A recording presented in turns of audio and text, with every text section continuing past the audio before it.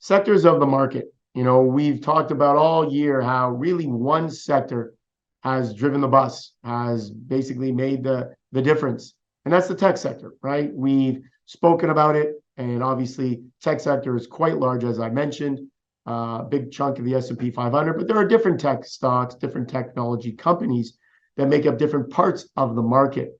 And so to say, well, tech is running the show, I say it is correct, but you have to delve into it a little bit more. There are certain parts of tech that are doing better than others. And we've talked about artificial intelligence, companies involved in AI, companies involved in software, hardware, the cloud, infrastructure.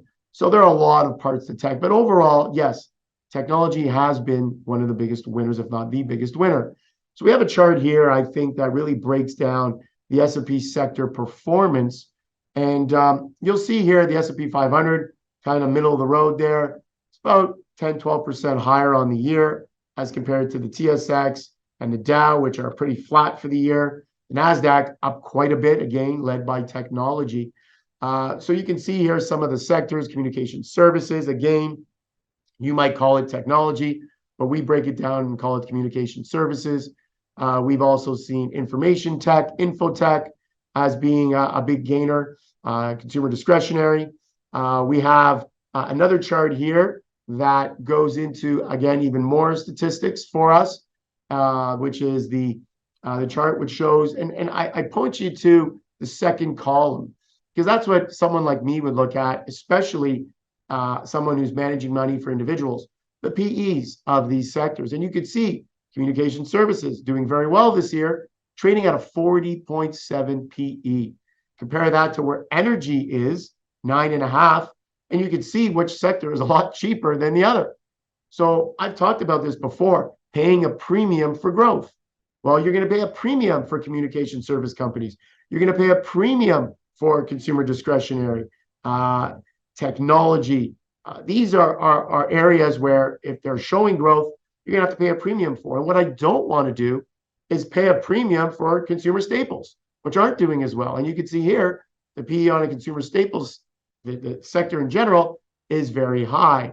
And so putting a little more context into these sectors, and I wanted to show some different stocks that are trading in these individual sectors. So we have a chart, S&P 500 sector chart, and it shows you some of the stocks that are in those areas. So communication services, what are some examples? Meta, Netflix, Walt Disney, consumer discretionary, doing very well. Amazon, Starbucks, Staples, down for the year. Coca-Cola, Pepsi, Philip Morris.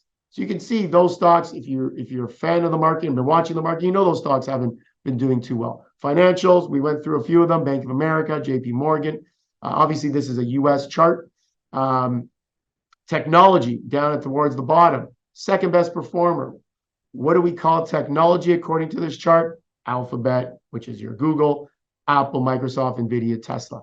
So putting into some context, some of those sectors, but you can clearly see that tech-related, anything to do with tech, whether it's you want to call Amazon a technology stock, Tesla a technology stock, or whether you want to call Google a technology stock, anything to do with technology has definitely shown to be driving the bus for this year. And I believe it will continue to do so heading as we finish the year and into 2024.